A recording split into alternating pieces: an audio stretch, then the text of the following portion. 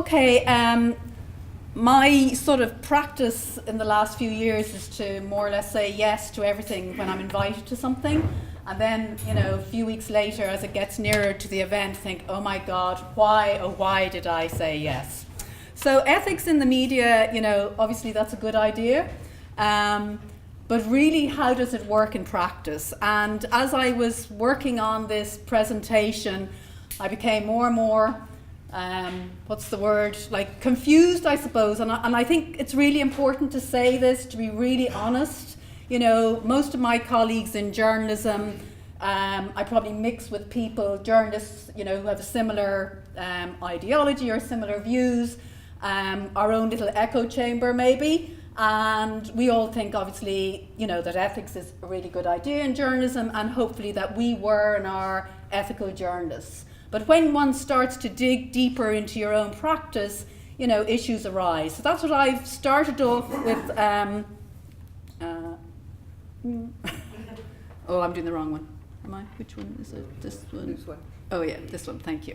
So that's what I decided to start off the PowerPoint with, looking at some of the stories I was involved with where ethical issues arose and difficult decisions were made. And this is something all of us in all our lives, I think, have difficult decisions to make, a lot of the time. But particularly when you're a working journalist, there often are very difficult and hard decisions. We talk about the hard questions that journalists have to ask when they're doing interviews, but what are the questions that we have to ask of ourselves? And I'm going to finish with that, and maybe we could have a discussion around that. So a very good friend of mine is Brian Sheehan. He was the director of GLEN, the Gay and Lesbian Equality Network, and he was one of the people instrumental in bringing forth the marriage referendum. And and he's now with the Social Democrats, he's their general secretary. So we often have discussions about our work and things that we're working on, and so we had a discussion about this, and he started to challenge me, because being honest again, I think I was probably going to float through this a little bit about the ethics issue, and the NUJ, and that I'm obviously a member and I subscribe to the NUJ Code of Conduct. So we started to discuss what stories had been difficult, and one of the most difficult ones for me was working with the concerned parents, and I'm going to talk about that in a minute. But before we did that, I just thought, okay, it might be useful to use a photograph from a long time ago. That is me, and journalism has obviously changed a lot, not least with the size of the telephones that we use. So those were the mobile phones we used in the 80s, and they were always breaking down because they had a huge battery and you had to crank it up. And so that's me with my big phone, my big hair, and my big raincoat. And it's a demonstration, and again, I think this is a really important one maybe to start with. It's travellers demonstrating outside a social welfare centre in Castle Street in Dublin, and there was a proposal at that time to segregate them, that they would have to collect their social welfare benefits in a different centre from other people. And some of the people there, I don't know if people are familiar, Chrissy Ward is there, she's been a long time activist, and her sister Nan Joyce was the first traveller to stand for election, probably in the 80s. So this is one of the issues, I felt very strongly about travellers' rights, and I was talking, I think, on the phone to Pat Kenny. So it would have been a live broadcast. So when I was looking at this, though, I was thinking, the issues really haven't changed, because travellers still are probably one of the most marginalised groups in Ireland.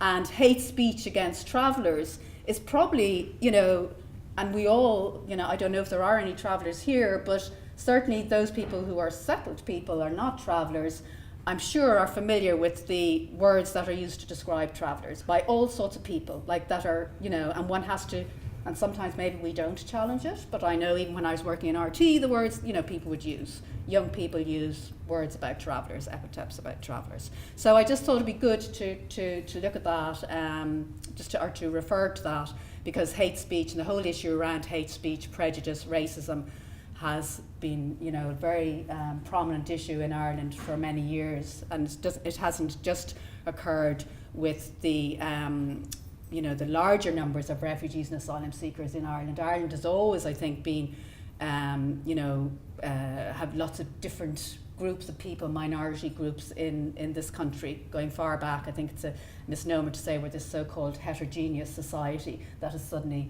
become, to some extent, multicultural. So one of the issues then that created, I suppose, a lot of difficulties for me as a reporter, and it's very different working as a reporter and a producer. So I initially was working as a reporter. I'd worked on Spare Rib magazine in the 80s in the UK, in London, and that was a collective where, for those of you who are younger, you might know it's a feminist magazine, so it was called Spare Rib.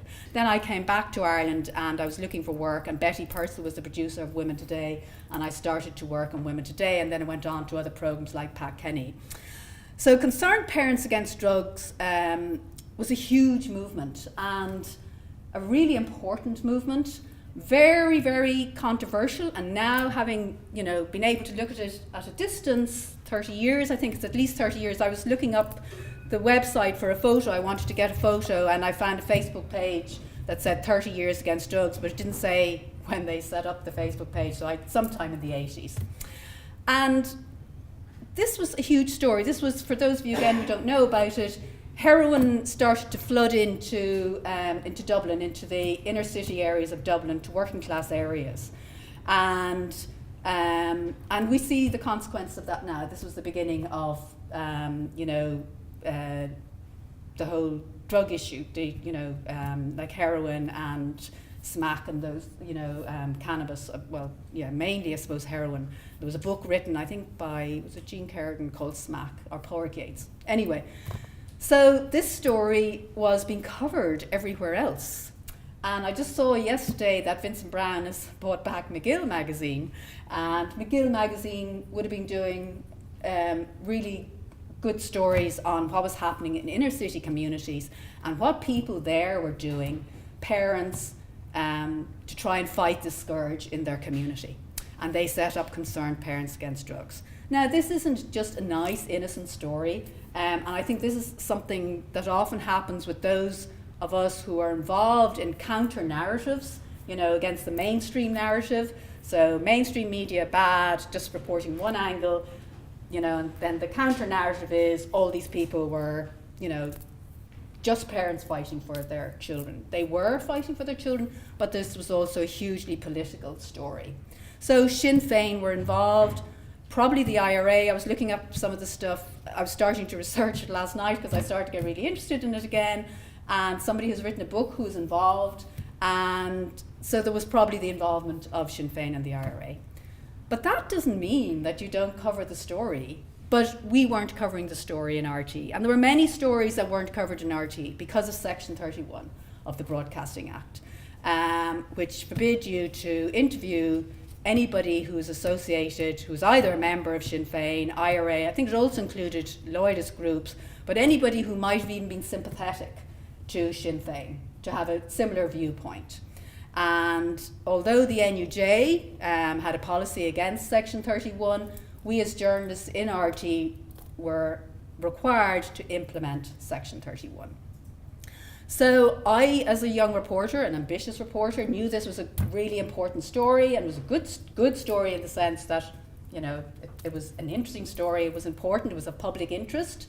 We were a public sector, public service broadcaster, and at that time, again, it's just important maybe to remember this, RT was the only broadcaster because we didn't have commercial radio then.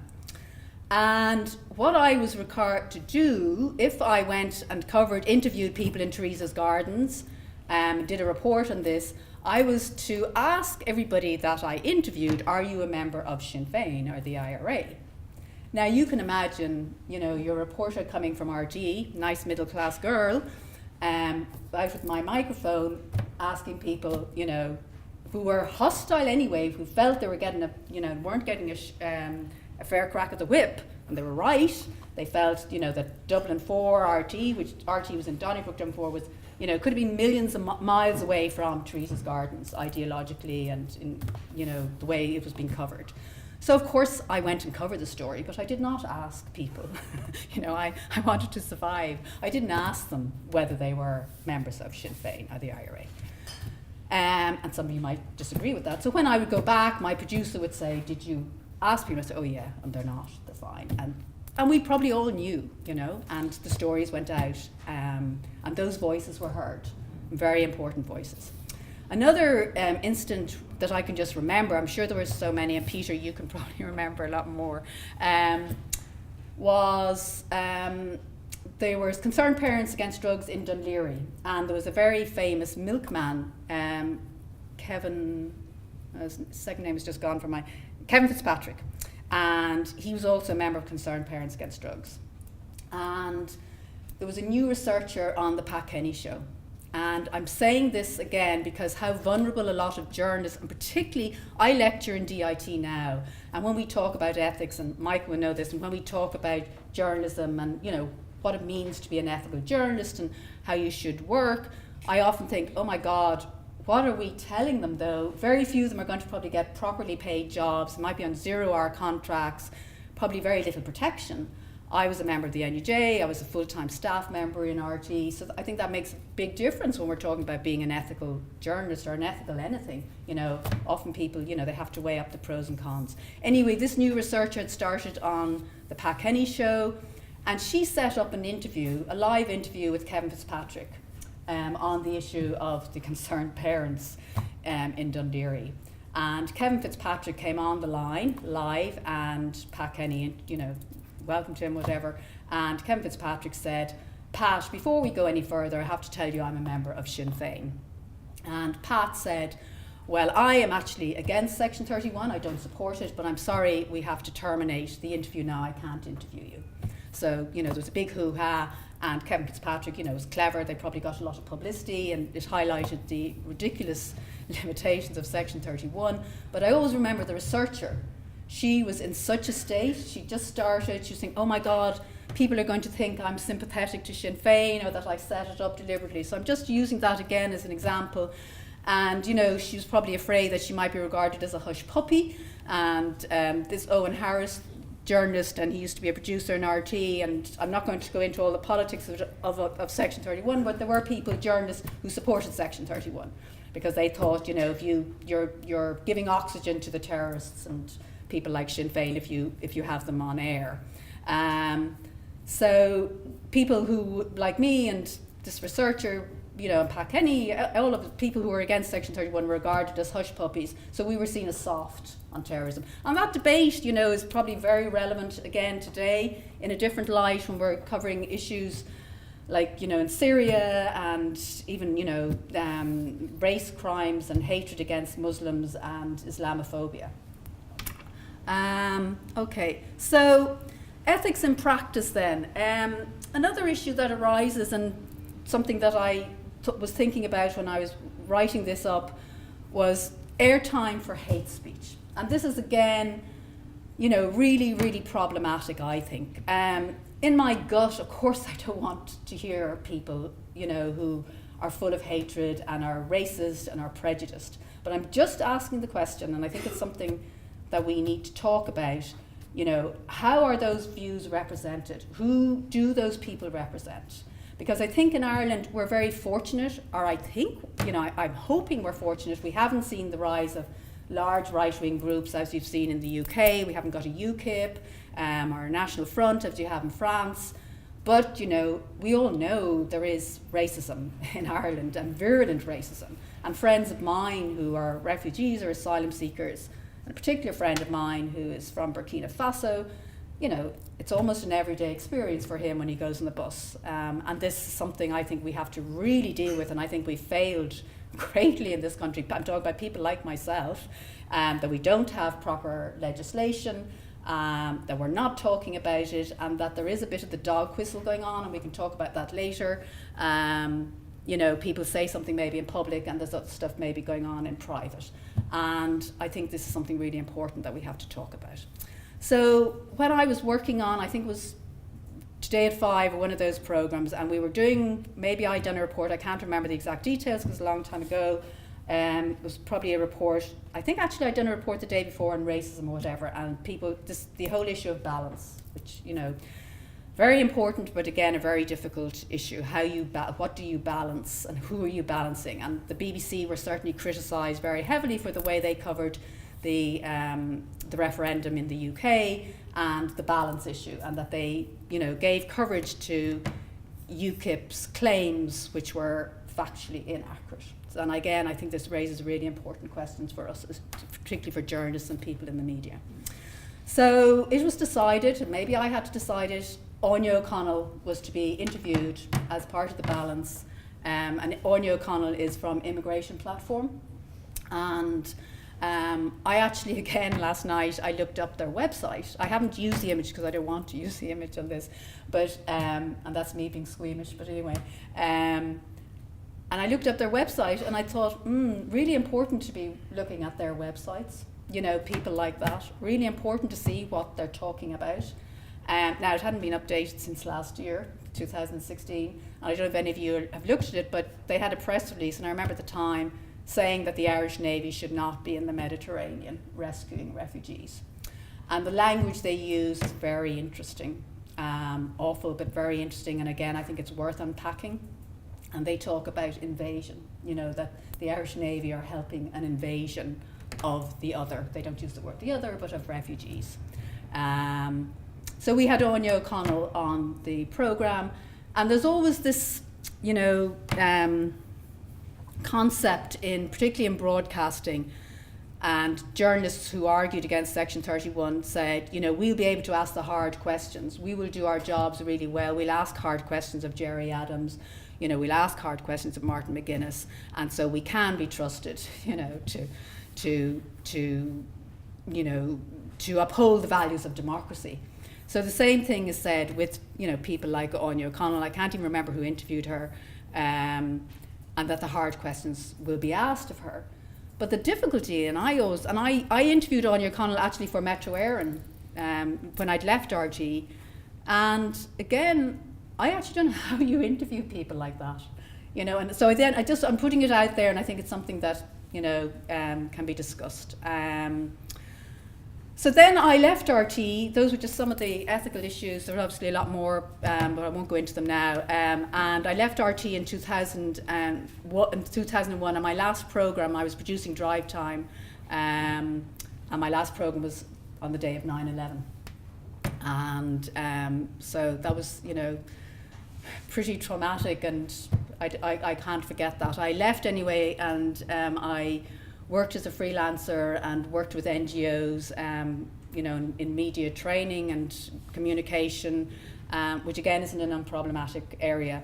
And I love this word now, problematic. Since I've been studying, doing my doctorate in DIT, I've discovered this is a word that's used in academia a lot. You can say something's problematic. When you're a journalist, you really, you don't usually, you either have the story and you have a good interview, and you probably don't sort of say to your producer, this is very problematic and I'm not sure how we're going to, cover it. And maybe it's something that we should be being more honest and saying, this is a very difficult issue, how do we actually cover it?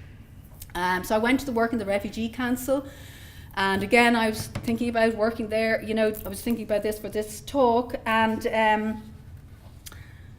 I was there for 3 years, and it was and I don't mean this in a sort of pious way, it was a total privilege to work there.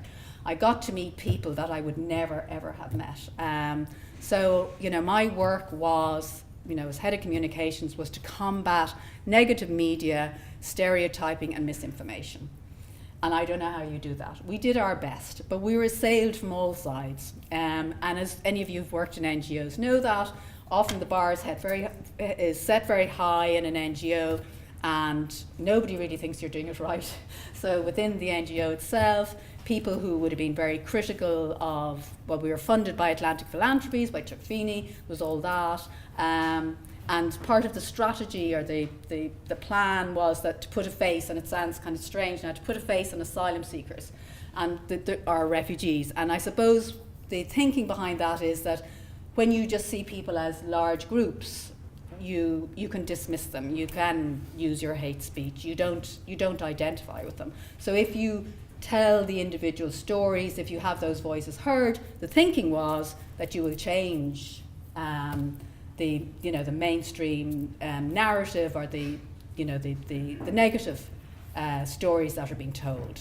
Again, I'm not sure that that's the case. So it was very difficult because on the one hand you're asking people, and some people want, and I can't speak for asylum seekers and refugees, of course I can't. Each one, as I said, is an individual story. Some people wanted to have their stories heard in the public domain. But because when people are coming here as asylum seekers, they have to go through a process. They have to go through a legal process, a very difficult legal process, to prove that they are refugees. And this goes back to the UN Convention, which is really important, very important protections, goes back to 1951. But it's, again, a very difficult area. So any of us here in this room, if you had to flee, just think, what aspects of your life would you use, or how would you present yourself? It's very, very difficult. So there were some particularly difficult stories. And again, I'm only going to use her first name because I don't know where she is now, and I don't know what's happened to her. There was a woman called Pamela, and I'm sure most of you are familiar with it, very high profile case. And at one stage the media loved her, and it was a big decision for the Irish Refugee Council to take up her case. There was a lot of pressure put on her because, again, when you take up an individual case, there's just so many elements involved. And she did a lot of support, which was fantastic. And we got hate mail. I remember I got one letter saying, oh, if Pamela was, and I don't mean to be offensive, but if she was small and fat, would you be taking up this case? Because Pamela, some people said it was sort of like the Michelle Obama moment, and it was at the same time. And the media, tabloid media, everybody, all supporting Pamela. And everywhere I would go, or not everywhere, but social people say, oh, do you think her story's true? And this is the big thing with refugees and asylum seekers. And now I think we need to be asking different questions and to frame these stories in a different way, But anyway, that was one of the very difficult stories, and eventually she was deported with her 2 children. And as you can imagine, it's very intense working in that situation. Those of you who work with refugees or asylum seekers, when people are going through the process, that's always hanging over you, the deportation. So it makes things very difficult, obviously, for the people who are concerned, but the stories are very heightened. So I, as somebody who'd worked as a journalist, who'd be talking to my colleagues who are journalists, ringing me for stories, always wanting to speak to an asylum seeker or a refugee, because they don't want an expert, or they don't want somebody from the Refugee Council normally, and I understand that. And I think it is usually better that you have the person who's experienced, who are going through the experience. But it was very difficult because if you go public and if you're identified, there's huge consequences.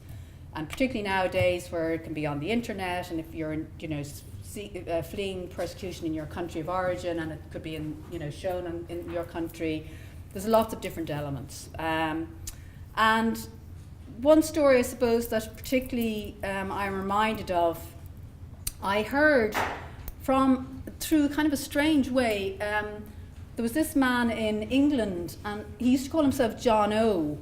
And he was very angry at a lot of NGOs and the way refugees were represented, Anyway, and he had a sort of a newsletter. And anyway, he sent me an email saying, oh, typical of the Refugee Council, that this man, an asylum seeker, had died. He'd killed himself. And typical of you covering it up. I didn't know anything about the man. And I think he was Eritrean, and it was a really, really very sad story. The man had come here, sought protection, and of course living in direct vision is obviously, an appalling blight and disgrace, really, that people who come here seeking protection live there for, sometimes up to 7 years. If you were living there for six months or something, it might be okay. Anyway, he had made one attempt and he'd been brought to a hospital, and the next time he succeeded in killing himself. And I thought this story needed to be told, because I thought, again, it showed what happens to people, who are in the asylum process waiting for years, and that this man had fled persecution, and the situation was so bad for him here. Now that's very simplistic, I know, that he had killed himself.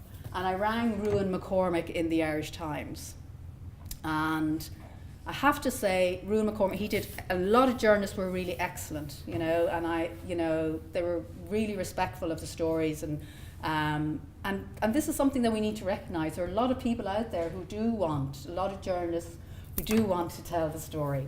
Anyway, Roisin said, I don't know if we can do that story because we have a code of conduct on suicide.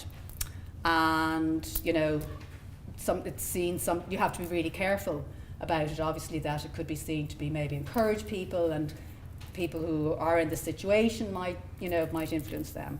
So we talked at length, and in the end, the story was covered and the inquest was covered as well. So I'm just telling that story, I suppose, just to show, you know, the very complex nature of this whole issue. I don't know if any of you saw at the weekend, there was a very good review in the Irish Times of this new book, Expelling the Poor.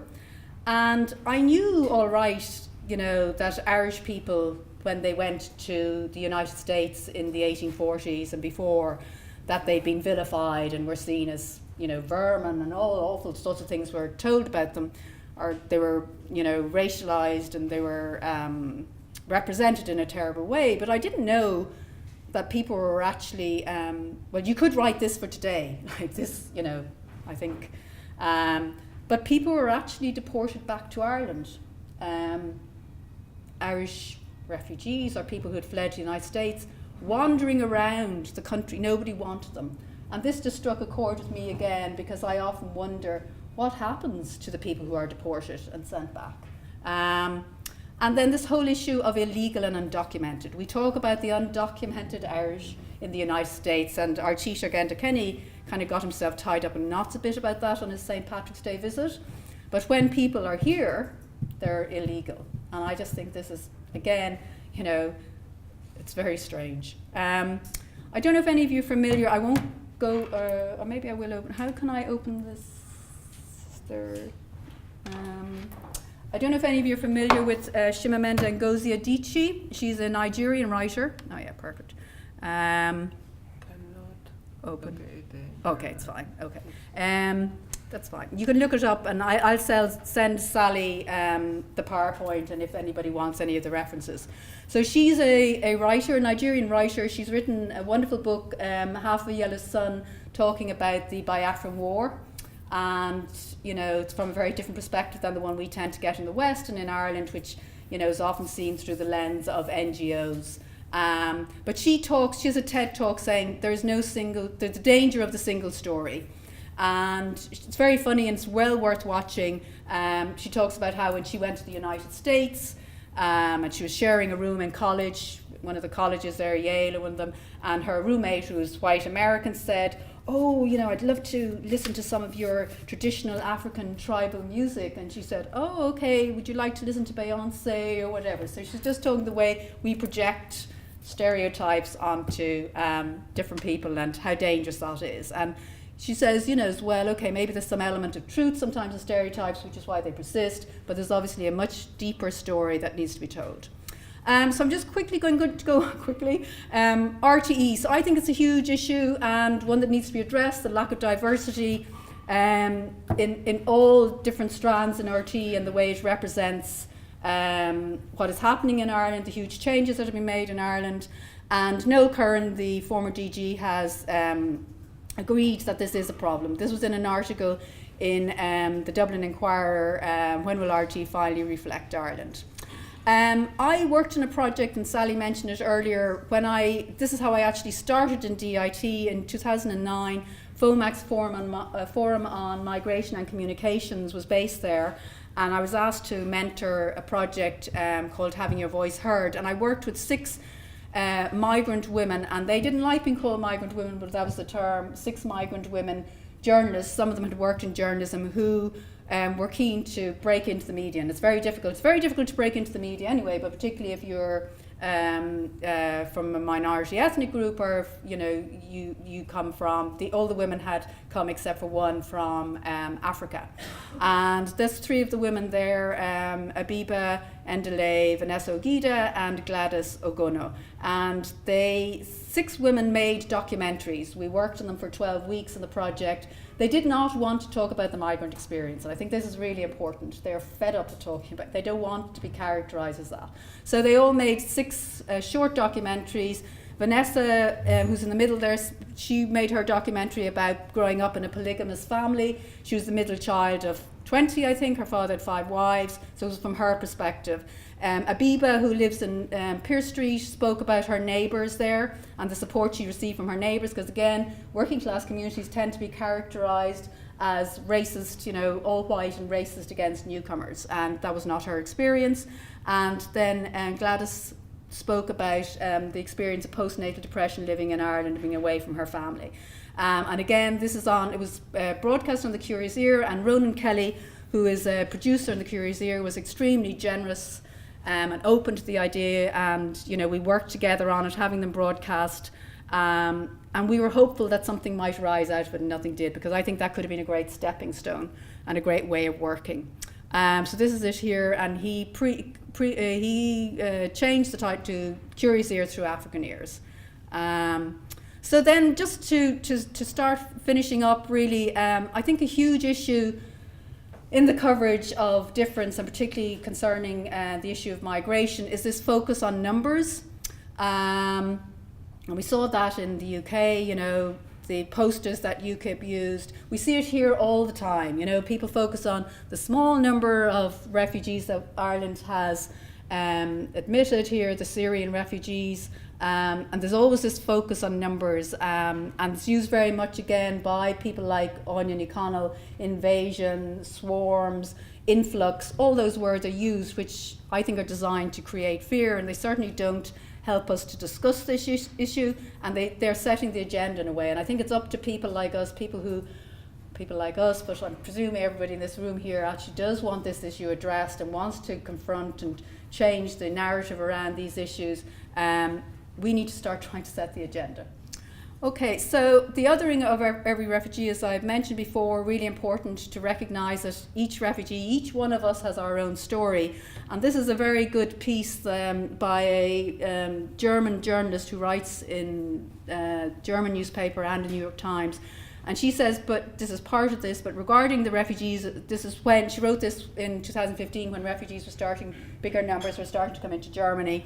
And regarding the refugees as an anonymous threatening mass also bears the nucleus of Menschenverachtung, excuse me, my German is not good, meaning roughly contempt for humankind, a word that is unique to the German language and a discipline of thought this country, that she means Germany, has excelled at in the past, and not only under the Nazi regime. I'd like you to read this. I think this is a really amazing poem.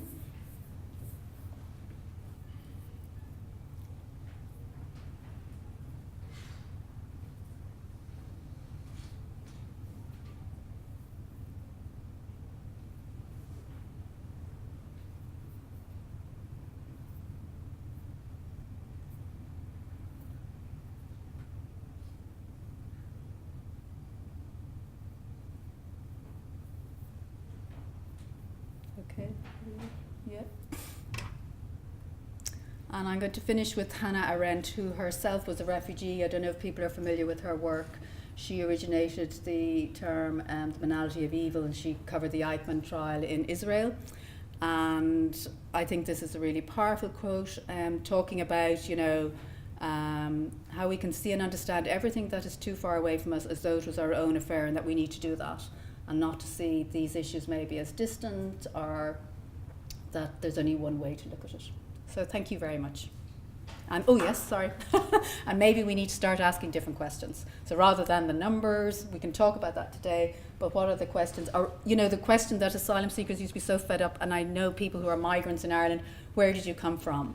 Or where are you from? I don't think it's meant in a bad way a lot of time. Or why are you here? Asylum seekers are asked. Why didn't you go to the neighbouring country? And it just reminds me of when I worked in a series on HIV and AIDS in the 90s, when it was starting to become a big issue, called Testing Positive. And I remember people who were positive, you know, HIV, they said, oh, that was the big thing, how did you get it? Because if, you know, you got it maybe innocently, maybe you were okay, but if you didn't. So I think we need to start asking different questions. So thank you very much.